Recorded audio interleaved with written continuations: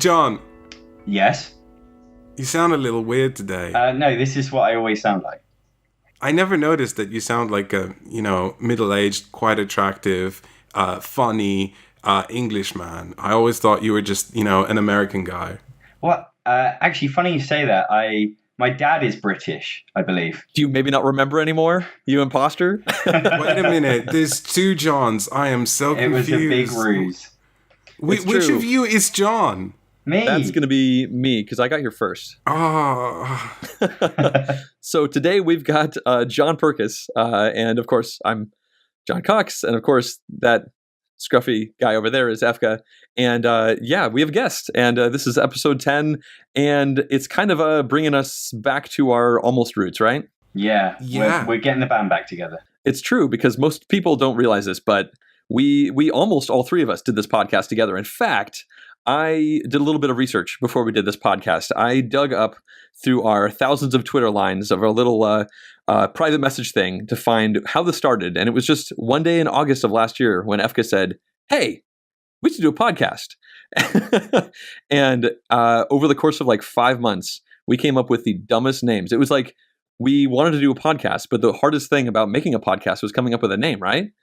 Believe it or not. 5 months. Did it really take us 5 months? Approximately, yeah, it's true, because the first actual episode of Last Place came out in December. And what ended up happening is, unfortunately, JP, John Perkis, we're just going to call him JP, was not able to commit to doing this all the time, but we thought it'd be awesome to have him on for episode 10. And as a little gift, I have made a top 10 list for the best worst names that we came up with over those 5 months for this thing that is now wonderfully and happily called Last Place. Are you ready for this? What's funny is that I know I participated in making these up, but I have no recollection of most of them. So I'm just waiting to be, just as surprised as our audience. Well, there was approximately 40 that we had to go through. Oh my God. See, I haven't approved this top 10 list. I feel like there's a chance that the 30 you're missing out are my favorite ones, but, well, let's see. It's possible. I took control. So anyway, number 10, and I have to put this in here because we actually recorded a full podcast under this terrible name, was Take 3, because there were 3 of us, and we sent that out to some of my friends, and they said, that podcast was fun, but the name is terrible. And also that we all had a different take on the same game, so there's 3 takes. That why? Yeah. See, I never realized that, John. It was a terrible name. All right, number 9 is one I never liked, but Efka was trumpeting from the rooftops. It was Hit Play. Yes, he thought that was the best thing ever because we are YouTubers and you play videos. Anyway, it's bad. Number 8 is also on the list because we recorded another full episode that will never see the light of day called The Tripod. Now this was clever on how much? I think it's 3 levels. Which makes sense. You've got the try of 3 and then podcast, and I'm not sure of the 3rd level yet. Use tripods to make YouTube videos. Oh, that and was we all make YouTube videos. Yeah. Yes, okay, but that name was terrible and stupid. So next up, we had my thing. I really wanted to call this podcast The Deep End because one day Efka said we'd gone off the deep end. I thought it was an excellent name, and somebody else has now made a podcast called The Deep End. So I feel vindicated. About you guys board didn't games. like it. About board games, true. indeed. Oh, yeah, about come board on. games. So now we have number 6. Well, just go believe me, they're going to get funnier in a second. But we have number 6, which was Dead Tree Tales. That was me. No, that shouldn't be number 6. Here. Hold on. I mean, how are you ranking this? This is terrible. I did it really quickly. So can I just get back to something? Do you realize that maybe you cut it out, but amongst potential names was also Chit Chat, and that is also now a board game podcast. That's true. I did. That didn't make the top 10 list here, but yes, that almost was. Yeah. So Dead Tree Tales was like, bits of wood and paper are dead trees. So we moved on from there, and they get funnier. And this one was Fun with Tree Bits. It's now so we catchy. have some puns. We have Dudes on a Cast at number 4. I don't remember that. I don't think I heard that one. That must have been a later one. At number 3, it's Everyone's Called John Except One. Yeah, I remember that. Number 2, we have a theme here: Quit Playing Games. Oh yeah, which wow is a play on a a boy band, and finally, my absolute number favorite. We almost made this happen. New Kids on the Box. We were not even close to making that happen. One day. Anyway, let's start talking about some actual board games. And we'll begin with one about bears that we've actually talked about already, right, Efka? Yeah, we talked about bear and... I'm not even going to try. It's Barrenpark. We talked about Barrenpark yesterday? Yes, it was yesterday. No, on the last episode, because I just got it and I was really excited about the porta potty tiles. And whilst I wished that people would email me about porta potty tiles in other games, they didn't. But I got some tweets at me, and apparently Steam Park perhaps had some porta potty tiles. It's not the first one. There were a few options. Right, but this game is not actually about porta potties. It's about about bears. Yeah, well, it's not even really about bears. It's about putting little Tetris-shaped pieces together to try and fit them, and kind of like Patchwork and Cottage Garden and those other kind of games. I mean, right from the get-go, do you have any experience with that kind of game, JP? Yeah. Also, I know that they're called polyominoes. No, polyominoes. One of those. Yeah. Yeah, I learned that from Chris Bryan's video the other day. Yeah, love Patchwork. I learned that from John, actually. Oh, really? I think. Yeah, I did. You guys in America just throwing that term around like all the time? Once you say it often enough, just everybody starts repeating you, and you feel smart. Just go with it. Polyomino, sure, why not? It's like how people say orthogonally adjacent all the time, and I never knew what that was until board games. So this is how we educate you. It's orthogonally adjacent. Okay, thank you. Damn it! Oh, well, every day is a school day. Saturday is not. Well, it is if you are playing board games. I love Patchwork. And then Cottage Garden, I was really excited about, and I still enjoyed it to a medium amount. But it just didn't quite grab me in the way that Patchwork did. It didn't feel kind of exciting. There wasn't as much tension. There wasn't the desperation of Patchwork. That's true, because Patchwork was a 2-player only game, and you're just like, it's like, what do they say, knife fight in an elevator? Like it's just back and forth, trying to pick the right pieces so that it fits together on your thing. But this one's pretty different. I mean, do you want to go into how, Efka? Yeah, so this one's much simpler because all you're doing is you're essentially taking a tile that you have reserved already on your turn and placing it down on your park. And obviously, like in standard Patchwork or Feast of Odin or whatever have you other game with polyominoes rules, you can't place on top of each other, it can't go out of your park or whatever. But when you place that tile, you're covering up symbols. And there are 3 types of symbols, and they all denote to 3 types of tiles that you can then take and put into your reserve pile. And that's where the game gets really tricky. Some of the tiles are crap. We know they're crap because some of them are porta potty tiles. So that's just established. The other tiles are better because they are bigger and they actually give you points. And then the third tiles are the biggest point scoring tiles, and they're the weirdest, biggest shapes as well.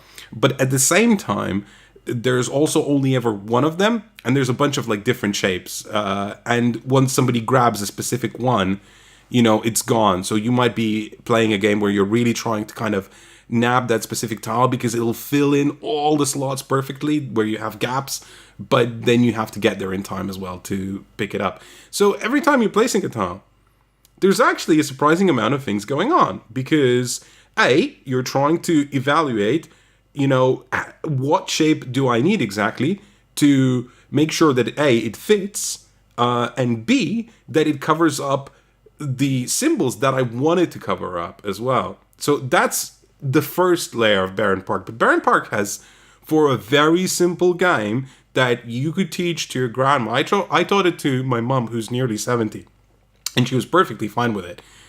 John, there's more layers. Tell me about more layers.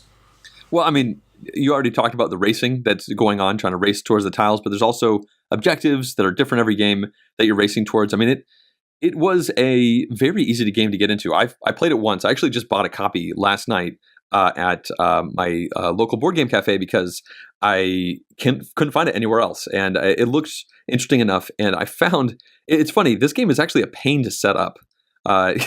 like, you have a game like Patchwork, and you just like dump out this pile of polyominoes, and you just make a little ring, and then you just go for it, right? But in this one, you have to sort like tens and tens of these little different tokens, and there's different ones with different player counts. I mean, the game itself was fun, but I do want to mention that from a setup perspective, it's one of those games where like you're going to spend like 20% of your time just setting and breaking up the game, despite the amount of time you're actually playing it. Yes, it's a bear to set up, but layers, John, layers. Layers? You mean like how you can add on to your park? Like when you complete one section, you add another section? Yeah, and you get to choose, like, do I get this new section now? Because then if I add these two sections together, I can build between them. And suddenly spaces that were really hard to build into because, like, there's only one space open and you have to take a porta potty tile because that's the only tile that fits into a single space. You don't have to take that anymore because you've just built, like, an extra addendum to your park and now you can fit a different tile in there. But also there's points, right? So every tile has points on it, but the first tile you take is going to be worth the most points. And then the next tile from that stack anyone takes is going to be worth less points until they're all not worth a lot of points. But the clever thing about that is because, like, it seems obvious at first. Why wouldn't you just take the tile with the most points? What's so difficult about that? Well, A, that tile might not fit into your park or what you might want to be doing. And B, there's also these objectives that you mentioned. So, for example, like collect free polar bear tiles. And you're like, okay, so I could try and get into this polar bear strategy because if I do, I'll get the extra points from the polar bear tiles. But then, because everyone's also doing that, the polar bear tiles aren't worth a lot. And so this every round in this tiny little surprising game is just full of decisions, and they're interesting decisions, Like, you have to... And you can't quite map it out either. Like, sometimes you can, because, okay, this tile's worth more, so I should take it. But because of the spatial element, right, it's not always quite as clear-cut. I'm curious.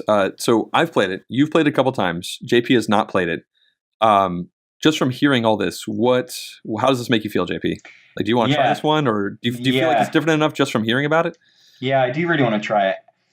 I think the thing that... there's a few things that I didn't love about Cottage Garden, but am I right in thinking that with Barrenpark, you keep adding tiles, and those tiles never go? Like in Cottage Garden, yes, correct. I think what's a little bit sad in Cottage Garden is there's no building towards something. You create these flower beds, and then they just get chucked off, and you start again. And so there's kind of no arc to the gameplay. You just keep... That makes sense. You just keep doing flower beds. So it's like playing 6 mini games, depending on how many flower beds you do. Or so yeah, I like the idea of just having this spatial element, but with just a bit more going on, which is what it sounds like. Cottage Garden had very little going on, really. You were just trying to cover up the spots in the most efficient way, and occasionally going for flower pots or the other things. Yeah, Cottage Garden felt very derivative and uninspired. Like it really did feel like, well, here's Patchwork with more people and a slightly different tile acquisition mechanic. Like this one feels like it appears to be more similar than it is. Like you have the pieces and they fit together, and you're like, on the surface you're like, oh wow, these games look really similar. But when you get into the bones of it, like Efka was saying, like every single tile has points, and they are not all the same. And the sooner you get there, the better points you have, and the sooner you complete a tile, the more points you get. It's actually way more racy. Like it's like you're competing in like 5 or 6 races at once.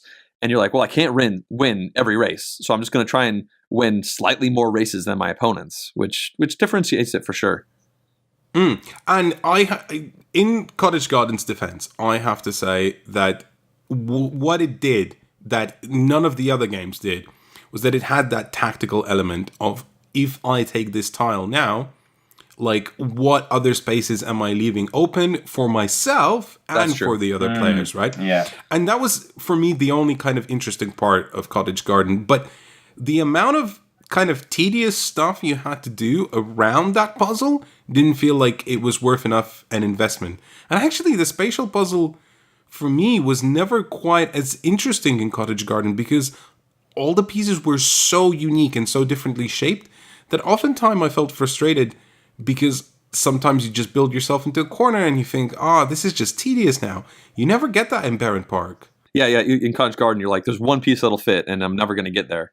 But yeah, in Barrenpark, you have big stacks of standard pieces, like 10 1x1s and like 10 2x2s and 8 3x1s and that kind of stuff.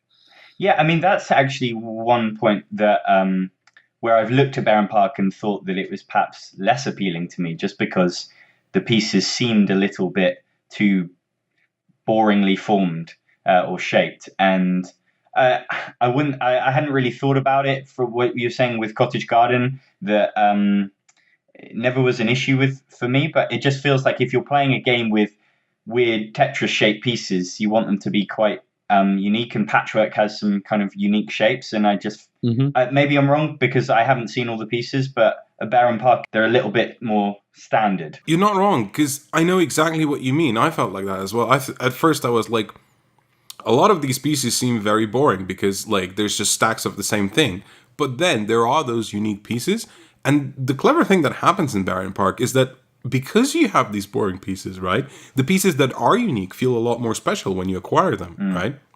You actually feel like you've got this achievement, and you have this weird Gobi Bear tile that turns out is all you ever wanted in life. Yeah, and also you don't realize this at first, but you're only going to grab 3 of these special tiles all game long, because you can only grab 1 per extension, and you're only going to build 3 extensions. So it's, I don't know. At the end of the one game that I played, I looked down. I lost, came in second, something like that. And I looked down, and I did not necessarily feel like I had built a theme park.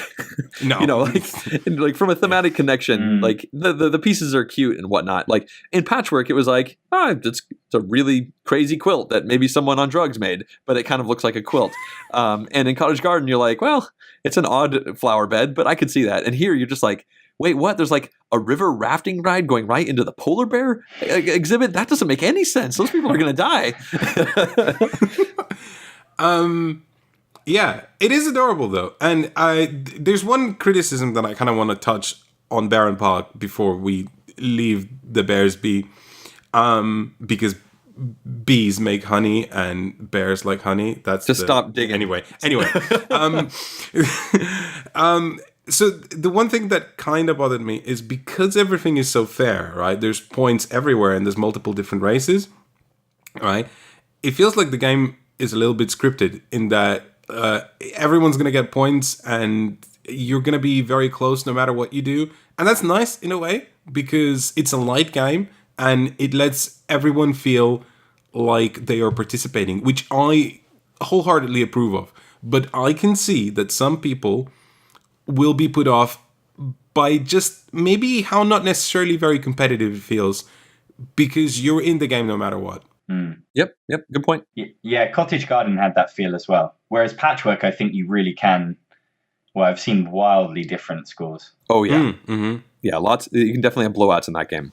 Talking of games about enclosed spaces, our friend John Perkis has a game to talk about that is based on Easter Island. The name is Mask of Moai. There we go. And it's kind of a sequel to Mask of Anubis, which was a Japanese game from a company called Gift 10 Industry. And I played it. I own it. Yeah, and that was a super hyped game at Essen, kind of a cult hype because it sold out in the first hour of last year's because Essen. Like 200 copies exist. Right, they only brought a few over.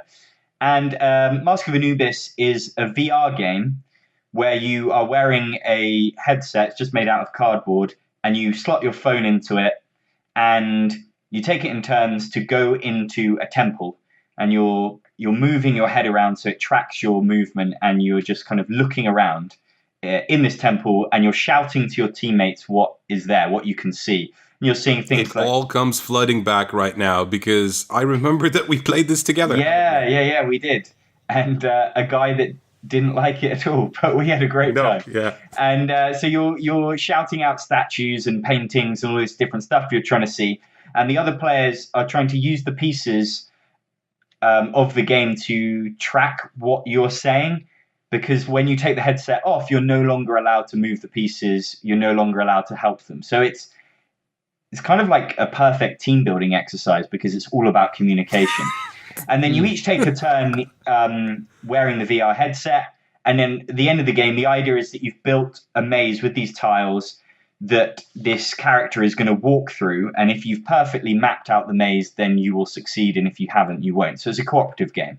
And now, before we go into Mask of Moai and still talking about Mask of Anubis, what I remember distinctly about this game is that one of the key features is that you basically, before you put the mask on, before you play the game, you kind of almost have to work out this like code of, if I say this, it means that.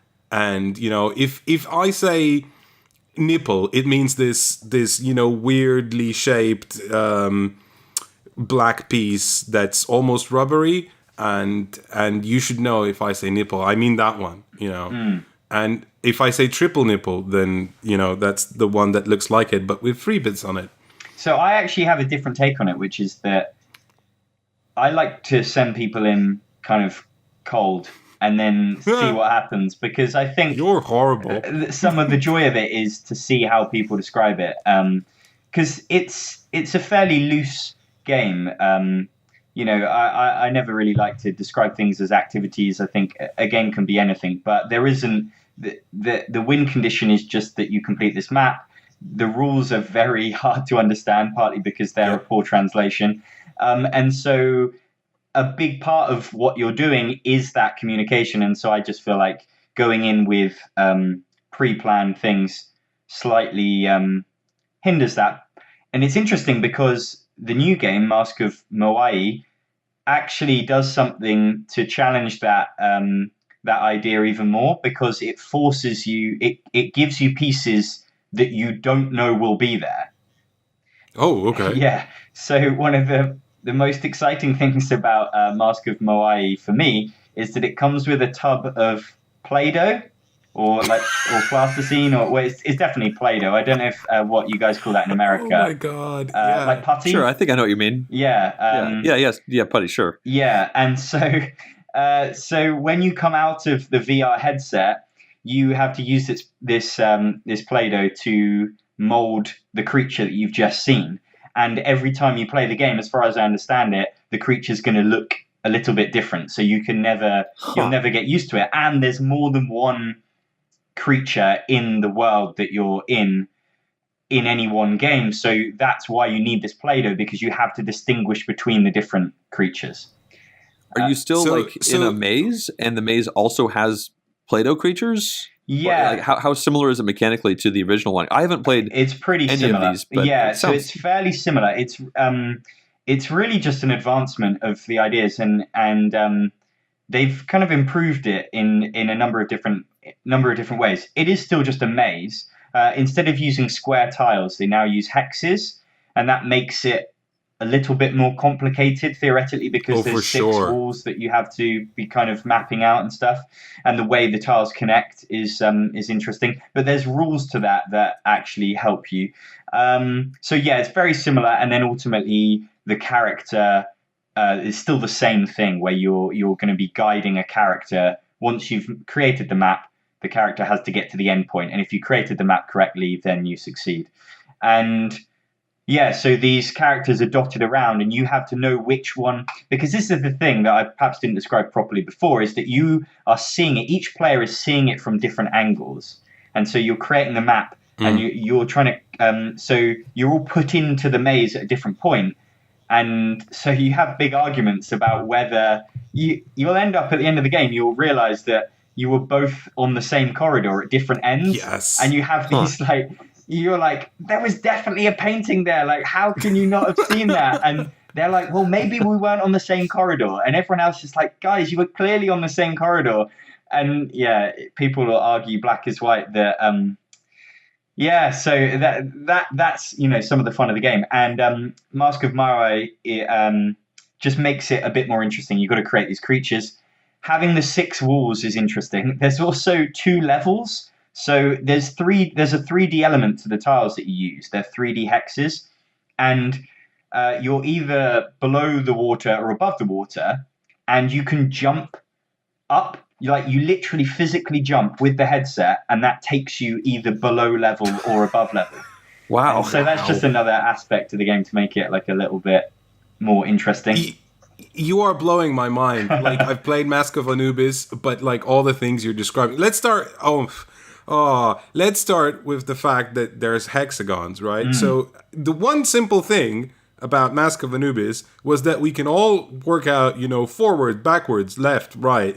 How do you deal with that, right? Yeah, it's it becomes a completely different puzzle because everyone is in a hex. When you go into the because in Anubis you could have been on a corner, you could have been on a T junction, you could have been on a straight line. In Moai, you are all in a hex, and so you're always surrounded by 6 possible things, and most of them are colored also with a sort of a monster face. And so generally what you do is you jump in, and then you describe to the other players, and you just go round in a circle what you can see in colors, and then they're able to map those out with the colors on the board. So it's actually easier to work out where you are or describe where you are. At least that's what I found. Okay. But in terms of where it is in relation to other characters, well, it should be quite tricky, but the rules of the game help you with that. So, for example, if you are touching a white wall and you've worked out that somewhere else is a white wall, I think generally the rules are that all of the white doors or the white walls are touching the same hexagon. Effectively, like there's a white hexagon. And so you're using that later on. So there's a kind of deductive element. And color information. Right. You can color code it effectively. Right. So it actually makes it quite quick to describe what you're seeing. But that's another great thing about this game is that they allow you to change the length of the time you're in the headset. So if you find it too easy, you can shorten it to 30 seconds, whereas previously it was a minute. If you find it too hard, you can lengthen it. And there's a bunch of other stuff to this game that you can change the difficulty. So there are cards that you can play with, which basically tell you what's in, what's going to be in the maze. So certain things that you will see, you can play with them or without them. And the app all allows you to kind of decide these options up front. This is a much better app than before as well.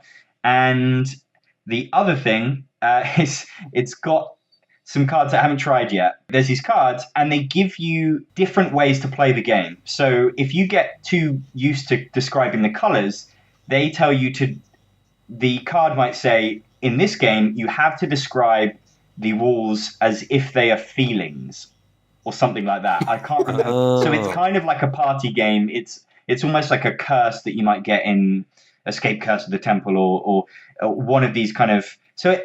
I think some people might like that. Some people might hate it, but you don't have to play with it. It's just an add-on. So I have more questions. Please, I'm sorry. Please. Like plasticine? Yeah. Are you supposed to You're supposed to actually mold a sculpture when you put on your VR goggles. You see a thing. You look around. There's a thing, and you're like, right, I'm now going to be a sculptor. Yeah. So you take it off, and then you have to quickly sculpt something. And the thing is that I think it doesn't fully work in the sense that you're trying to create quite intricate characters, and it's quite, the Play-Doh isn't necessarily that easy to do tiny little creatures. No, it's not. But it's just fun, and it's part of the charm, I guess, right? Exactly. That's the thing with this game is it's really charming, and it's just so unique. It's I would recommend that kind of anyone play it, anyone try it. I'm not sure that many people are going to say, I have to have this in my collection, I'm going to play it every week. But I absolutely have to keep it. It's just something completely different. I hope that other companies kind of look at it and get inspired by it, and we see, new takes on it, because I feel like this is by no means the limit to what you could do with this kind of thing. But yeah, so the Play-Doh, they also come with these little faces that you put on the monster that you create. I mean, you've seen Anubis, you know that the components that come with that game they've put effort into the weirdest things. They've made Yeah, these yeah, this like little this rubber little dog out of Yeah. nowhere. And it's like, wow, that must have cost you quite a lot to make. But yet, the headset that you put your phone in to do the VR thing is all made out of cardboard that you have to fold. And it's so hard to construct. And my Anubis one just falls apart. The Moai one, they clearly listened to people and they've improved it slightly. They put Velcro on it so that it holds your phone in better. The trouble is the Velcro is so strong that when you try to rip it off, you rip the cardboard instead of the Velcro. Oh my gosh. It's absolutely crying out for an American company to take it. It doesn't have to be American, but a bigger company to take it and create a plastic headset for it. Well, that's my question is what is the distribution any better for this? Like Mask of Anubis sound interesting. I was mildly interested in it. I never got to play it. This one sounds much more interesting, like it has a lot more layers. I think I would like to try this, but is it also like a tiny print run? I just looked it up online while you were talking, and it looks like it does not look like it's had any large English distribution just yet. John, I'm going to answer that question for you because when JP mentioned Mask of Moai, I got quite excited because I really like Mask of Anubis, but I thought it was, like a valiant first attempt, and it felt like a sequel could really fulfill the potential of this game. And I looked it up, and you can buy it. It's 40 euros, but shipment to Europe, I don't know about US, is another 40 euros. Oh, wow. Yep. Was that from the publisher? Yeah. Yeah, because I've also seen it on Nice Game Shop, which is a German company that seem to distribute a lot of Japanese games and just other games from games that are hard to come by. And I think their shipping might be slightly cheaper, but I'm not too sure. They also sell Anubis. I'm actually lying because I did look it up, I think, on Nice Game Shop, and that's where the shipment was, 40 euros. Okay. So for right now, this is not an easy game for anybody to acquire. And and then the other potentially bad news is that, and this may be unfounded, but I read on Board Game Geek that somebody had heard that Hasbro has picked up Anubis and they will be releasing it in their game crate.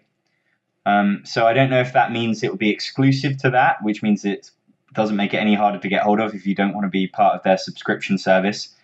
And also means that, well, Hasbro aren't exactly known for doing really well-made components, and that's what they need with this headset. So I was really hoping more of a hobby publisher was going to pick it up. Maybe they will with Moai, I'm not sure. I kind of can't believe it. It's really peculiar to me that nobody, but maybe they just couldn't strike a deal or something. I have to make a clarification that on my previous statement about the shipment being 40 euros. So whilst John was describing the whole Hasbro thing, I actually went on Nice Game Shop and had another look just in case I made an error. And it turns out the reason it was 40 plus 40 was not because shipment was 40, but because I somehow miraculously added 2 copies of Mask of Moai into my basket. I was that excited. So I'm sorry, people who make Mask of Moai, your shipment might not be as expensive as I stated. I mean, cool. 40 euros is still a fair amount for... I mean, it's actually 10 euros. No, I mean shipping. for the game itself, because the headset is just falls apart. Mine is broken. I'm gonna have to tape it together with sellotape. The other thing to note is that the app isn't. Some people ask you, well, can you not do it with Google Cardboard, which is like the headset, so you can put your phone in and do various cool 3D things. Unfortunately, it's not actually set up for those. It doesn't have the 3D effect. It's just you literally just put your phone into the thing, and all it has is like a little magnifier lensy thing. So you could just play it with the phone in your hand, but it just ruins the effect really. I bought a copy. Can I just say that whilst John was talking? I wow. Bought a copy. Okay. So that's how much I am excited. John, did you also? No, I didn't. Well, you're not as excited then. Why not, John? Tell us. It's pretty cool. I mean, I might. I just, I'm trying to pay attention to what you're saying. I appreciate that. There's somebody selling it for $50 on the geek market with US shipping. Quick, listeners, buy now, right now, before John does it. That's not how podcasts work. I know this. We have a third game that we've also both played. Yes, but I feel like the listeners might be confused because when we say the game is called Shopping Time, it doesn't mean Frederick Chopin, the famous composer. It means the activity of purchasing things. In a Are you specific amount excited of time. about the activity of purchasing things? Well, you were excited about the activity of purchasing Mask of Moai. Yes, I was, but Shopping Time wants you to specifically be very excited about shopping because it's an app-assisted game, so it actually has an app that comes with it. And when you start the app, there's a man that in a very excited voice tells you, "It's shopping time." This was my best impression of the app. And I feel like I actually nailed it spot on. So there you go.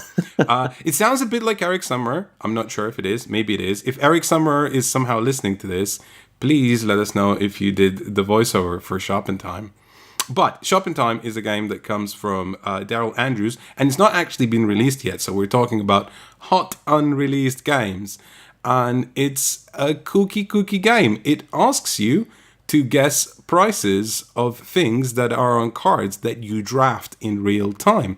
But the tricky part is that those things might not necessarily be from 2017. In fact, none of them are. They might be from 1932, or they might be from 1978, or 2004, or maybe even 2012. Who knows?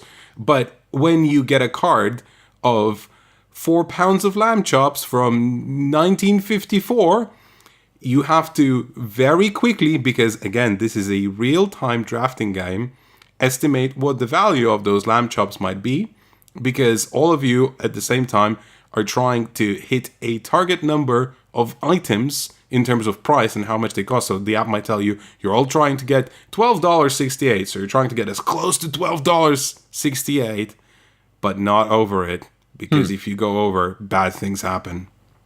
Are you like drafting cards in the middle of the table that have various prices on them, or are you like punching a price into the app? No, you're drafting like you're drafting in Sushi Go or whatever, right? So So you have a hand of cards. You have a hand of cards. You look at them very quickly because, as soon as someone decides that they've chosen a card to take, they're going to take it. And then they're going to slam the app with the hand to say, I've taken a card. And then the man is going to count down 3, 2, 1. And then you have to put your cards down with one already chosen.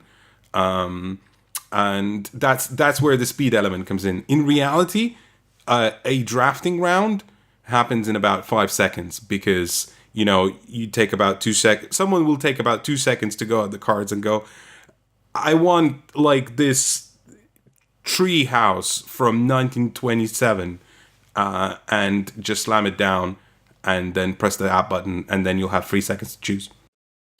I don't quite understand what you're choosing. So you have a hand of cards, and what's on the cards, and how do you do the price? I'm not following because I haven't played this one. The items that you might buy in a shop, they're very generic things that you could get in kind of a big supermarket. Sure. So it's just random things like a puncture repair kit, like Efka said, a leg of lamb, a big bag of nuts. There's lots of food items. There's lamps and bicycles. And I think what John is missing is the bit that we're just about to get to. And that's that the price isn't written on the cards, but after everyone, so you're trying to get to a certain number and you know that all these items are worth something, you just don't know what it is, right? But then when the drafting is done, you will use the app like a checkout counter, and then you will scan these cards and it'll go bing each time it scans it. And then after everyone scanned their cards, it's going to tell you the total that you've accrued in terms of, cost. And then the person who was the closest to the target number will get most points. Oh, I see. So you have this target number and you're just trying to get as close as you can by estimating how much these various things are. Just trying to buy as many things to get to that point. Remember, the prices you're trying to compare something that's from 1920, when obviously prices were a lot different, with something from 2004. Efka, do you remember? I feel like there was something in the rulebook about them all being within a certain price bracket, like they don't. Yeah, I think they're between like 10 cents and $6, something like that. Right. So they're always going to be in that price range. And does it take into account 2017 inflation, or is it like a leg of lamb was X dollars in that time period, or just what would that be today? No. It literally asks you to guess what it was in that time period. Yeah. I see. So that's why in America. Yeah. So the items from 1920 tend to be really good items. It's like buying a whole bed or something that would cost a lot now, but back then was under $6. Yeah, apparently. Yeah. And so it's unlike anything I've ever played. It says it's not a trivia game, and really it isn't, because nobody would know these things. I feel like some people are going to have a better chance than others. Certainly Americans are going to have a better chance because it's all in dollars. And I would imagine anyone that's older than, that has lived through some of these times, they're going to have a bit, kids are going to really struggle with the concept. I tend to really like quirky games that do something really different. And this does something really different. It also uses an app. The app is really well done. It scans the items really easily. You can give you different modes of play, so it's not just you're not necessarily just trying to get too close to a number. There are other different ways to play it, but there just isn't enough meat to what you're doing to get excited about it, because everyone's lost. You don't really ever feel confident in what you're doing. I mean, would you agree with that, Efka? Probably. I think after some time you can kind of guesstimate as to how much something is worth. You can kind of guesstimate how much a chair was in 1936 or whatever, because you've played it a few times, and whilst you're never given the price at the end, because if they gave you the price for each individual item, it would kind of ruin the game, because there's not that many cards. You go through most of the cards in one game because you play like 3 rounds effectively. Yeah. And yeah, so they can never give you the full price, but you can kind of start to get an idea after you played it a couple of times. My problem with the game really was, and this isn't actually my criticism, Gil Hova, who's from the Ludology podcast and the designer of the networks and Wordsy, I played it with him, and he nailed the nail with the hammer there when he said, the problem with the game is that someone very frantically hits the button when they've chosen their card, and then you only have 3 seconds. So you don't have enough of a decision space to actually even kind of have that thought process go through your head of like, I wonder if this was worth more or less, because it's incredibly frantic. So I guess it enters the game is the space of a very silly game where it just wants you to kind of make these decisions really fast rather than ponder over them. But I suspect the reason that it was designed like that was that if you did enter that decision space, maybe the game would fall apart. So I don't know. It feels like an interesting attempt that kind of didn't quite go together, because I don't think it can quite go together. It reminds me of Timeline, which is the trivia game where you're picking dates in a timeline. And yes, and I love Timeline, but I think the best thing about Timeline is the reveal, is that you guess for something. Sometimes you get lucky, sometimes you're really close and not quite there. And so in this game, well, again, going on from what you were saying, in Timeline, you get some time to think about what you're putting in. People will verbalize it. They'll say, oh, well, this is definitely after that point and before that point because of all these reasons. In this game, you're rushing your thought, and then you never get that reveal. You never get the reward of finding out whether you were right in thinking that a bed in 1920 is worth this many dollars. You get a little bit of a discussion space, I think, after every round, where like, hey, look, I drafted this mattress, and it's a mattress from that time period, and what do you guys think its price is? And everyone goes, but it's kind of funny and kind of amusing. And I think in part it is helped by artwork, which is just superbly done. I think the game has really, really nice artwork. I mean, it's not going to blow anyone away, but I think it fits the quirkiness of the theme very, very well. So what I'm picking up from you guys is like an intrigued, kind of deflated enthusiasm. Like, yes, like you see, it sounds like there's some cool stuff going on here, but ultimately you're not quite satisfied with the overall experience. Like, do you think there's a target market for this that maybe you just aren't? I really wanted to like it. I was really excited about something that was using an app that was doing something completely different. And so I think that's a big part of the deflation for me. I think it would suit families better. I think having that discussion, discussing with kids at the end, and I do think playing with, like, if you were able to play with grandparents and stuff, and then they could illuminate stuff, ideas at the end as to why they picked something or other. And then they would go off on some story about why certain things cost a certain amount at this time. I think that could be interesting. There was an aspect of the game that we didn't get to play, which was the betting. Is that right? Because the app... Yeah. And so that allows you to, once everyone has picked their items, you can then bet on who you think is the closest. Oh. And I think that's quite a cool idea. And we did kind of pretend to do that a little bit, where we would, like Efka said, we look at everyone's cards and we'd go, oh, I think that guy's got it. Yeah. And so I don't know where you get those ideas from, but you get a sense after playing it, I suppose. And then another small aspect of the game is that you are rewarded for finishing first because you get this little coupon. So being quick allows you a coupon which allows you to be 50 cents either way on the price. Huh. And so the app will add that or take that off for you in case you were just going over. So that's but again, that forces the speed of the game and maybe kills the decision. I just have this feeling like the real-timeness doesn't seem necessary. I mean, I haven't played it, but like if this was just a hand drafting game where you were just making these decisions, especially considering there is no reveal, so you don't have to worry about like the next time you play it, you're like, well, I remember that the lamb chops were $2.42. I don't remember why I remember it, but I remember it. Since it doesn't even have that, I don't know. It kind of feels like it would have been better if they really wanted real time to just like set a 30-second timer or something so that nobody does too much analysis paralysis. But yeah, I after not having played it and just listening to you guys, I do think that Gilhova might be onto something with the decision space being too confined to just being reactionary and incentivizing poor play over actually making decisions. They do have a variant where you can play without a timer altogether, and I believe the cards are in a display and people are taking turns taking them. It just doesn't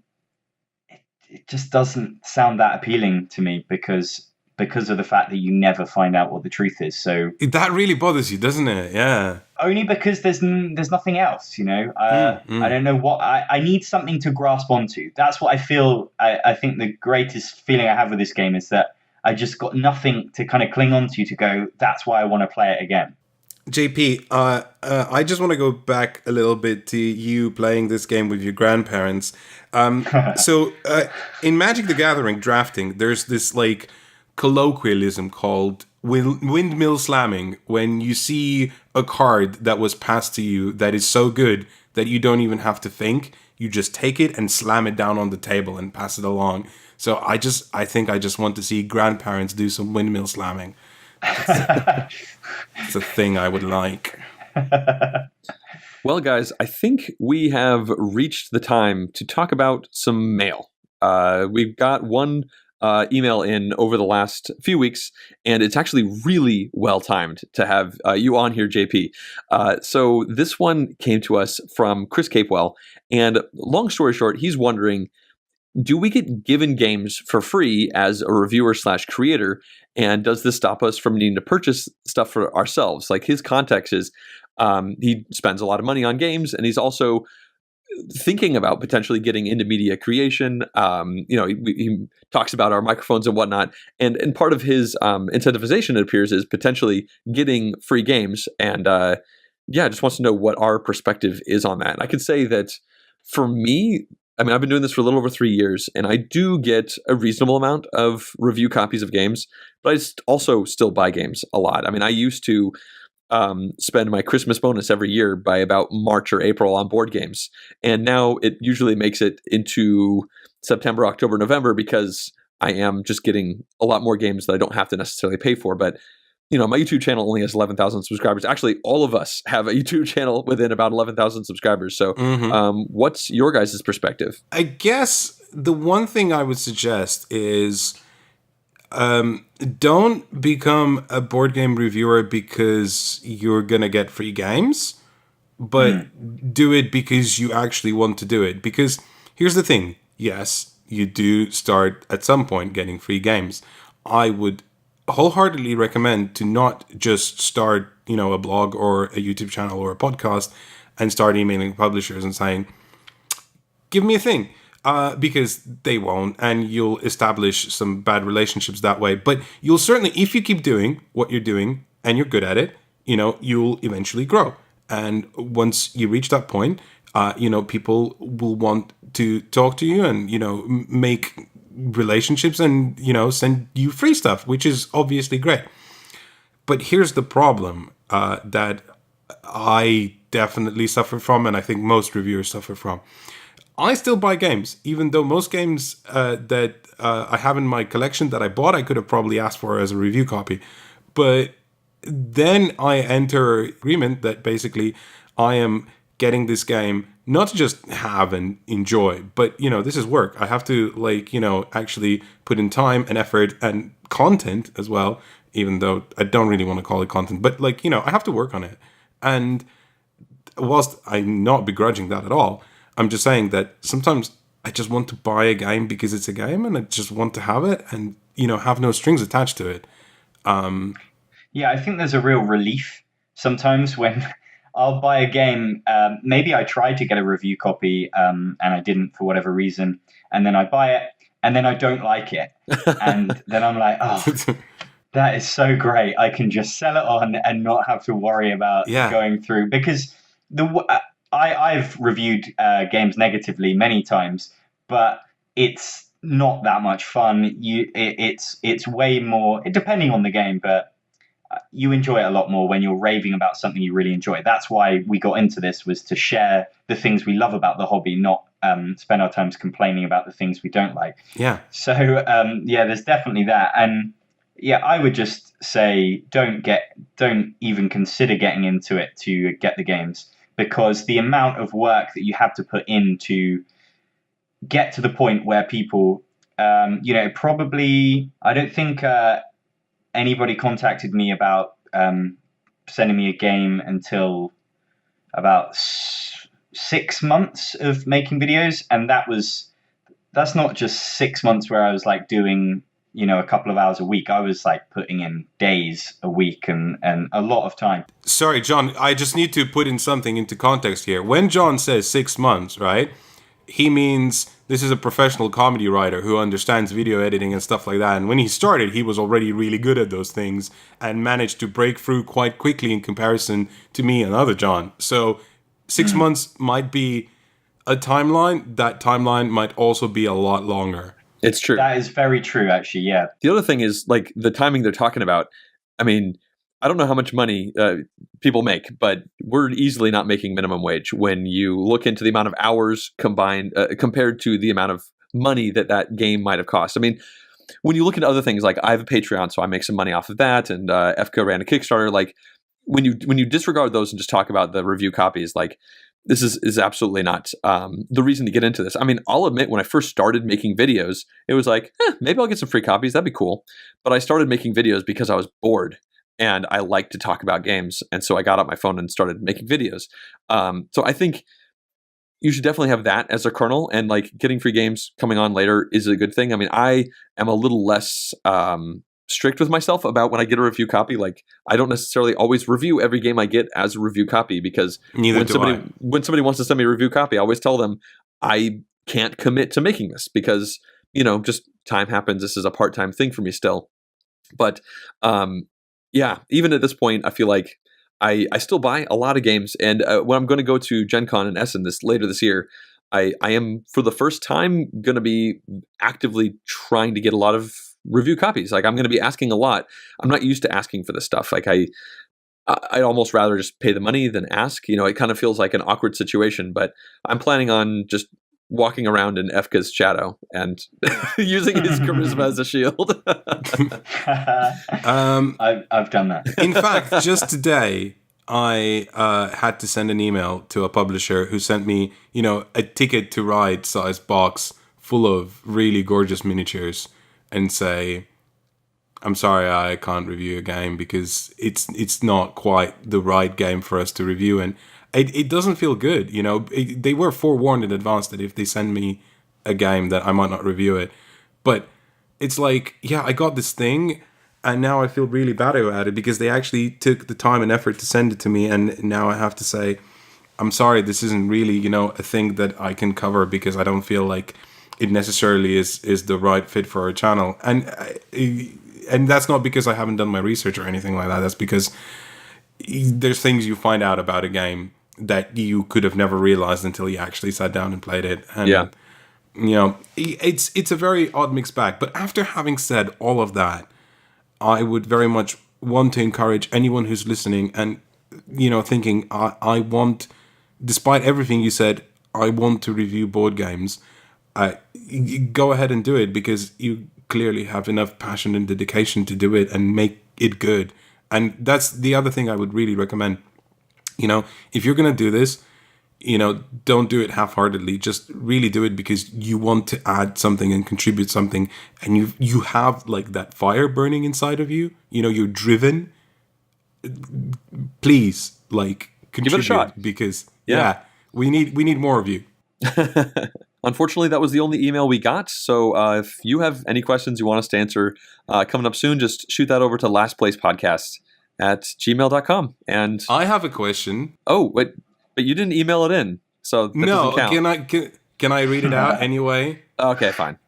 So, JP, now that you've been on the podcast, how much do you regret seeing how just amazingly awesome this podcast is? Just not being a part of this trifecta, which was also another name we were considering. That's true. It didn't make top 10. It's funny, yeah. I hadn't really thought about it until doing it now, and I do really enjoy just sitting around chatting with you guys about games. It's just quite comfortable. I do regret it, but it's also 1 o'clock in the morning, and so there's just that aspect. But I'm hoping, one day I'm launching a Patreon soon, and exclusive. And so maybe, if I had a bit more time, then I would consider getting back into podcasting. Cool, that's cool. Awesome. But you know what I just realized? I realized that not once have we mentioned the name of your YouTube channel, because if you don't somehow know who John Perkins is, he does amazing board game videos that are not just funny but are also actually very, very insightful reviews, which is something I personally always strive towards. And then I see John's video and I think, oh, you bastard. So with that, check out his channel Actual Lol. It is very, very good. Yeah, and with that, cheers. Thank you. I think we come to the end. Thanks for listening, everyone, and we'll see you all at episode 11. Thanks for having me back, guys.